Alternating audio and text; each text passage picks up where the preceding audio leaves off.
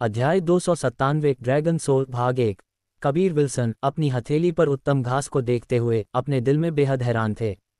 ये पुनरुत्थान घास थी जिसका मूल्य 300 मिलियन क्रिस्टल स्टोन से अधिक था। वह इसके अंदर के विलक्षण जीवन बल को स्पष्ट रूप से महसूस कर सकते थे।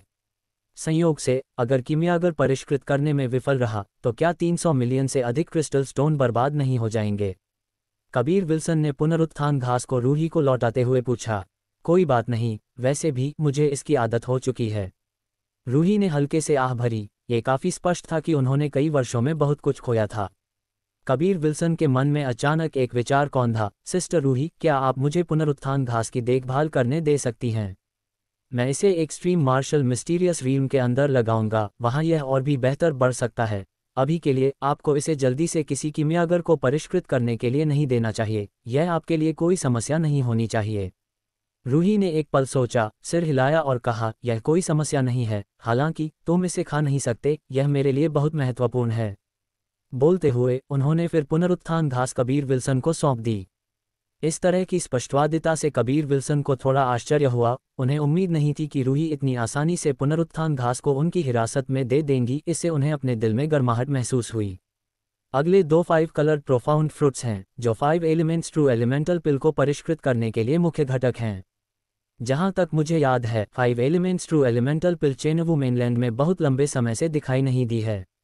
अंबिका ने एक और वस्तु का परिचय दिया, 5 एलिमेंट्स ट्रू एलिमेंटल पिल, जो निम्न श्रेणी की गहन स्तर की पिल में एलिमेंटल स्पिरिट पिल के बराबर थी, चाहे वह इसे परिष्कृत करने में कठिनाई हो या इसकी जड़ी बूटियों की दुर्लभता। जैसे ही अंबिका ने अगली वस्तु का परिचय दिया, कबीर विल्सन गुप्त रूप से उत्साहित थे। उनके पास पहले से ही 5 कलर्ड लोट्स था, इसलिए अगर उन्होंने दो 5 कलर्ड प्रोफाउंड फ्रूट्स खरीदे तो उन्हें केवल कलरलेस स्पिरिट ग्रास और 5 लीव्स ग्रास की खोज करनी होगी। तब तक उनके पास 5 एलिमेंट्स ट्रू एलिमेंटल पिल की सभी जड़ी बूटियां होंगी। शुरुआती कीमत 2 मिलियन क्रिस्टल स्टोन है। हर कोई कीमत बढ़ाने के लिए स्वतंत्र है। 2.2 मिलियन। जीतान भी इस चीज में दिलचस्पी रखता था। 2.3 मिलियन। कबीर विल्सन ने तुरंत चिल्लाया, शुरुआती कीमत को देखते हुए अंतिम कीमत बहुत अधिक नहीं होगी। उनके पास 300 मिलियन क्रिस्टल स्टोन थे। उन्हें विश्वास था कि यह पर्याप्त से अधिक है। 2.5 मिलियन। सार्थक, ये धनी व्यक्ति हमेशा बल की बड़ी मात्रा में कीमत बढ़ाएगा। कबीर विल्सन ने भारी लहजे में कहा, 2.6 मिलियन। 2.8 मिलियन। जीतान ने वास्तव में 2 लाख से कीमत बढ़ा दी। कबीर विल्सन को काफी अजीब लगा। वह जानता था कि उनका मार्शल भतीजा काफी कंजूस था। कबीर विल्सन ने बस चिल्लाया नहीं, वह उन दोनों को अंत तक प्रतिस्पर्धा करने देने वाले थे। इस तरह से वह अपनी कुछ ताकत बचा सकते थे। थोड़ी देर बाद सार्थक और जीतान की प्रतिस्पर्धा के तहत कीमत 13 मिलियन क्रिस्टल स्टोन तक पहुंच गई थी, जो पहले ही 5 कलर्ड प्रोफाउंड फ्रूट के मूल्य को पार कर चुकी थी। हालांकि 5 कलर्ड प्रोफाउंड फ्रूट पहले ही बहुत दुर्लभ था, और भले ही इसकी रैंक बहुत कम थी, कुछ संग्राहक निश्चित रूप से इसे बल्कि बहुत ऊंची कीमत पर खरीदेंगे। जीतान ने बोली लगाना जारी नहीं रखा, और जैसे ही सार्थक गुप्त रूप से गर्व महसूस कर रहा था, कबीर विल्सन ने चिल्लाया, 13.05 मिलियन। हम अपने दीन से भी ज्यादा कंजूस के लिए तुमने ऐसी कीमत कहने की हिम्मत की। आयशा ने मजाक उड़ाया। ये भी पहली बार था जब इस नीलामी में कीमत इतनी कम मात्रा में बढ़ी थी। इसके अलावा कीमत वीआईपी बॉक्स से आई थी, हालांकि कोई नहीं जानता था कि वह कौन था। कबीर विल्सन उन डीन्स के विपरीत थे जिनके पास लोगों का एक समूह उनके लिए धन कमा रहा था। यह उल्लेख करने की आवश्यकता नहीं है कि कीमत में वृद्धि के संबंध में कोई प्रतिबंध नहीं था, और यह काफी स्पष्ट था कि वह इस तरह के कार्यों के प्रति उदासीन थे।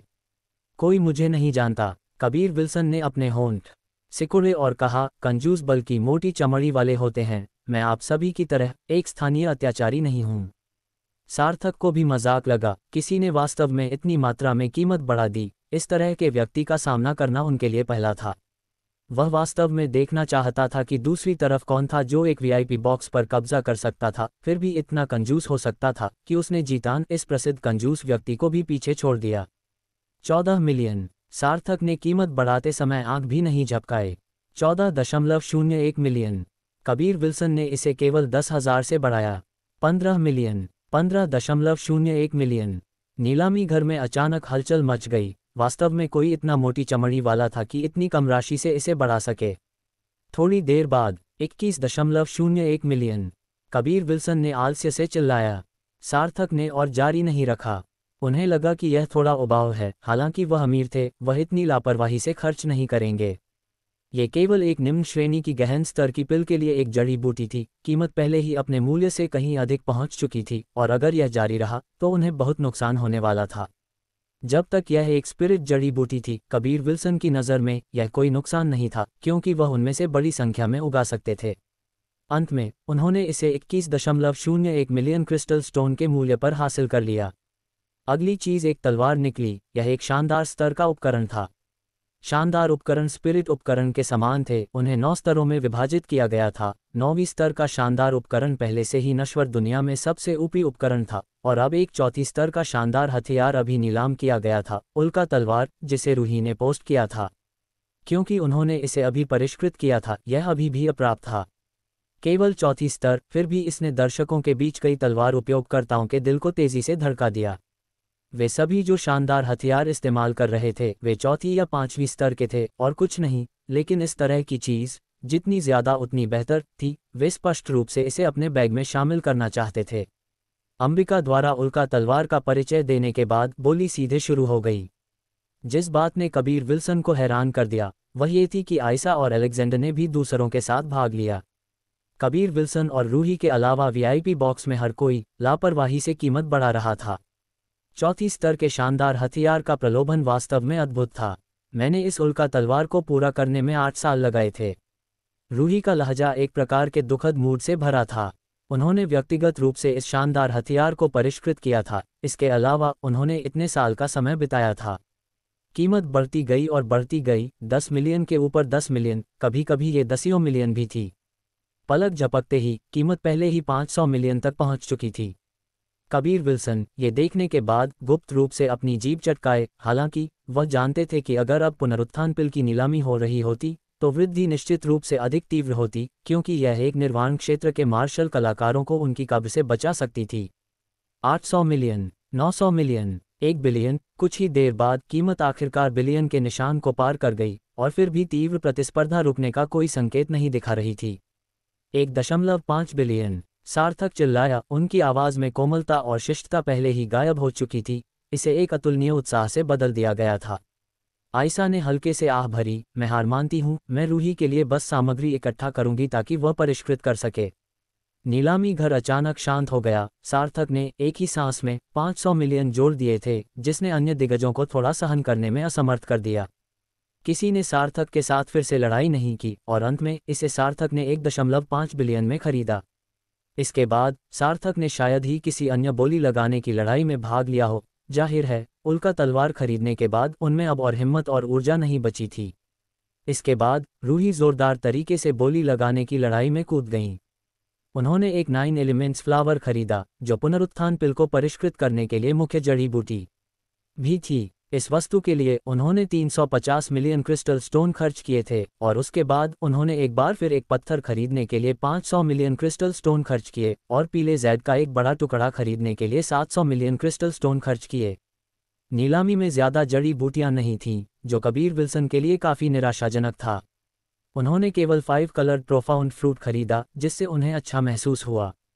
अगला एक विचित्र पत्थर का टुकड़ा है। पत्थर का ये टुकड़ा एक बहुत तीव्र आध्यात्मिक दबाव जारी कर सकता है, हालांकि इसे वर्तमान में सील कर दिया गया है। इस आध्यात्मिक दबाव में चरम अवस्था के मार्शल कलाकार भी सहन करने में असमर्थ हैं। शुरुआती कीमत 50 मिलियन क्रिस्टल स्टोन है। ड्रैगन सोल, रीनी चिल्लाए। अध्याय 298 ड्रैगन सोल भाग 2। ड्रैगन सोल, एक ड्रैगन के लिए यह सबसे आवश्यक तत्व था। जहां तक कबीर विल्सन की बात है, उनके लिए यह विश्वास करना थोड़ा मुश्किल था कि एक ड्रैगन सोल नश्वर दुनिया में दिखाई देगी। इससे भी ज्यादा ये तथ्य था कि इसे एक पत्थर के टुकड़े के अंदर सील कर दिया गया था।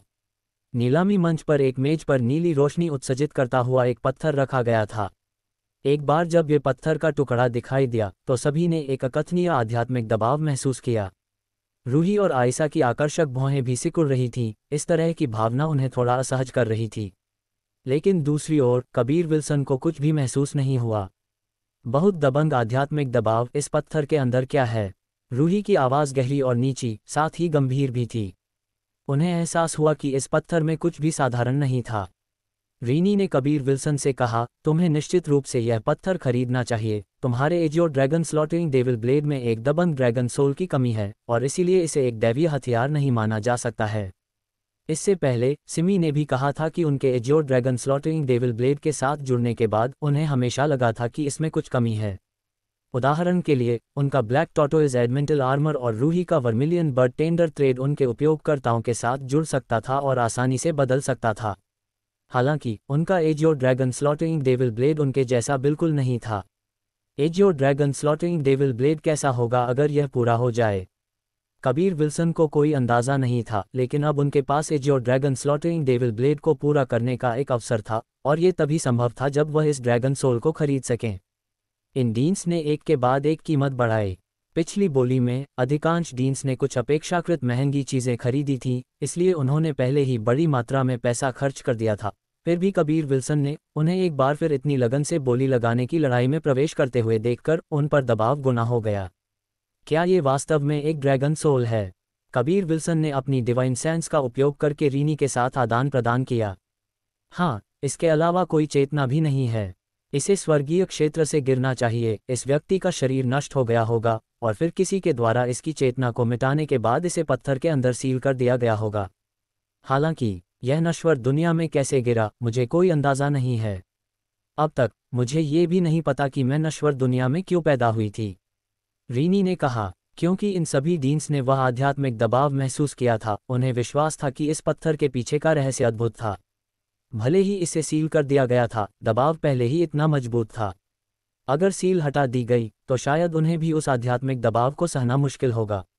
रूही भी इसमें शामिल हो गईं। 600 मिलियन, जीतान चिल्लाया। इससे पहले उसने भी बहुत सी चीज़ें खरीदी थीं, लेकिन उसकी जेबें अभी भी इतनी भरी हुई थीं कि सार्थक भी तुलना में फीका पड़ गया। आयशा इस समय चली गईं क्योंकि उन्होंने भी कुछ देर पहले कुछ चीज़ें खरीदी थीं और मालिक उन्हें जल्दी भुगतान करने के लिए प्रेरित कर रहा था। कबीर विल्सन के पास केवल थोड़ा पैसा था जो बस पर्याप्त नहीं था, हालांकि उन्हें किसी भी कीमत पर जीतना था।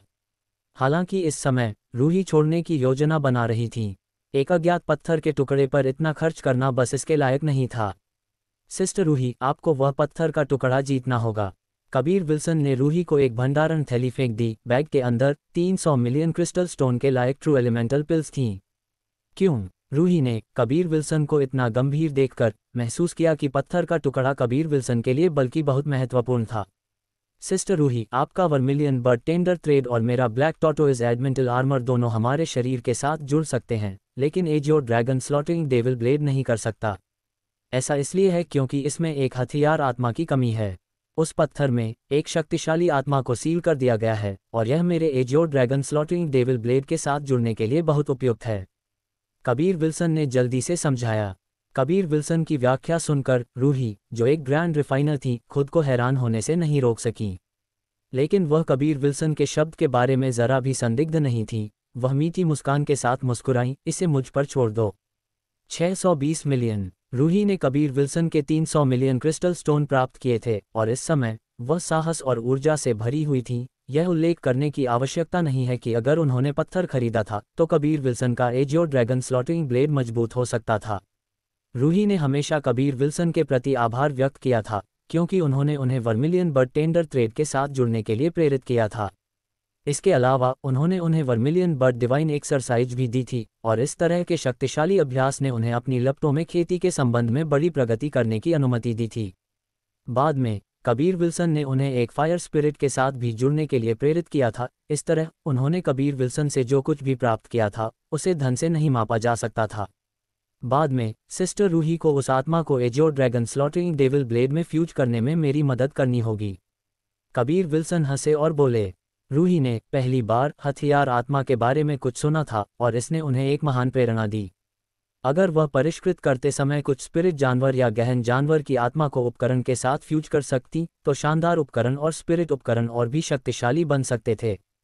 वह बहुत उत्सुक थी कि कबीर विल्सन को इनके बारे में कैसे पता चला। ये ज्ञान स्पष्ट रूप से चेनवू मेनलैंड से नहीं था। अब जब उन्हें रूही के कड़ाही की मदद मिली तो कबीर विल्सन ने राहत की सांस ली। जल्द ही रूही ने अंततः 980 मिलियन क्रिस्टल स्टोन की कीमत पर उस पत्थर के टुकड़े को जीत लिया। इसके साथ ही नीलामी भी समाप्त हो गई। रूही द्वारा पत्थर प्राप्त करने के बाद वह जल्दी से कबीर विल्सन के साथ चली गईं, जबकि केवल भगवान जानता है कि आयशा कहाँ गई थी, वह बिल्कुल भी नहीं लौटी थीं। रूही पत्थर को छूने के बाद और भी उत्साहित हो गईं। वह निर्धारित कर सकती थीं कि अंदर निश्चित रूप से एक बहुत शक्तिशाली आत्मा थी, हालांकि वह नहीं जानती थीं कि वह किसकी आत्मा थी। यह इतनी शक्तिशाली थी कि 2 सील पर भी यह अभी भी इतना जबरदस्त आध्यात्मिक दबाव दे सकती थी। दैवीय हथियार की दुकान में रूही कबीर विल्सन के साथ एक निजी कमरे में प्रवेश किया। उन्होंने कसकर कुछ बाधाएं डालीं, ये भी वह था जिसमें एक निर्वाण क्षेत्र का रिफाइनर सबसे अधिक विशिष्ट था। रूही ने एक काला टाइटस पहनते हुए एक बहुत गंभीर नज़र डाली, जबकि कबीर विल्सन ने भी अपना azure dragon slaughtering devil blade निकाला। ये किसकी आत्मा है? ये वास्तव में इतनी शक्तिशाली है। रूही ने पत्थर की बाहरी सील पर स्पिरिट पैटर्न की जांच करना शुरू कर दिया। एक नज़र में उन्होंने देखा कि बाहरी परत बाद में जोड़ी गई थी, ड्रैगन सोल। एक बार जब उन्होंने ये 2 शब्द सुने तो रूही का कोमल शरीर थोड़ा कांप गया, क्योंकि उनका चेहरा विस्मय से भर गया था। वास्तव में रूही ने एक लंबी गहरी सांस ली। कबीर विल्सन ने लगातार अपना सिर हिलाया। हाँ, अन्यथा यह मेरे azure dragon slaughtering devil blade के योग्य कैसे हो सकता है? क्या तुम तैयार हो? एक बार जब मैं बाहरी सील हटाती हूँ तो एक शक्तिशाली आध्यात्मिक हमला निश्चित रूप से टूट जाएगा। मुझे चिंता है कि तुम सहन नहीं कर पाओगे, रूही ने कहा। अंबिका के परिचय के अनुसार चरम अवस्था के मार्शल कलाकार भी इस पत्थर द्वारा जारी आध्यात्मिक दबाव को सहन नहीं कर पाएंगे। कबीर विल्सन ने अपना सिर हिलाया, क्योंकि उन्होंने azure dragon slaughtering devil blade को जमीन पर रखा, फिर पालथी मारकर बैठ गए। रूही भी शिष्टता से बैठ गईं, जबकि कबीर विल्सन का सामना कर रही थीं। Azure dragon slaughtering devil blade उनके बीच में था। रूही ने अपनी आंखें बंद कर लीं और एक सुनहरी चमक उनकी उंगली से फूट पड़ी, क्योंकि उन्होंने हल्के से उस हरे पत्थर को सहलाया। अचानक हरे पत्थर से एक नीली रोशनी चमकी, क्योंकि रूही ने एक नीरस और कोमल चिल्लाहट की। उसी समय कबीर विल्सन के सिर में एक तेज दर्द हुआ, लेकिन जल्द ही यह ठीक हो गया। तुम अप्रत्याशित रूप से ठीक हो। रूही एक बार फिर चौंक गईं। उन्हें मूल रूप से विश्वास था कि कबीर विल्सन को बेहोश हो जाना चाहिए था। हे, मैं इतना बेकार नहीं हूं जितना तुम कल्पना करती हो। कबीर विल्सन हल्के से हंसे। रूही ने सोचा कि कबीर विल्सन इतने सामान्य नहीं थे, क्योंकि वह जानती थी कि केवल एक बहुत शक्तिशाली डिवाइन सेंस वाला ही ड्रैगन सोल द्वारा उत्सर्जित आध्यात्मिक दबाव को सहन करने में सक्षम हो सकता है। वह जानती थी कि यह आध्यात्मिक दबाव कुछ ऐसा था जिसका ट्रू मार्शल क्षेत्र का मार्शल कलाकार विरोध नहीं कर सकता था। रूही अब निश्चित रूप से कह सकती थी कि कबीर विल्सन की डिवाइन सेंस बहुत बहुत मजबूत थी। अन्यथा उनकी तरह वह भी यहाँ कुछ भी महसूस किए बिना बैठने में सक्षम नहीं होंगे। मैं शुरू करने जा रही हूँ। जब तक पत्थर टूट जाता है, अंतिम सील टूट जाएगी। इस पत्थर के टुकड़े को सामान्यतः सीलिंग सोलस्टोन के रूप में जाना जाता है। इसके टूट जाने के बाद सील टूट जाएगी, रूही ने गंभीरता से समझाया। बोलते हुए उन्होंने उस पत्थर के टुकड़े को लिया और उसे azure dragon slaughtering devil blade के खिलाफ तोड़ दिया।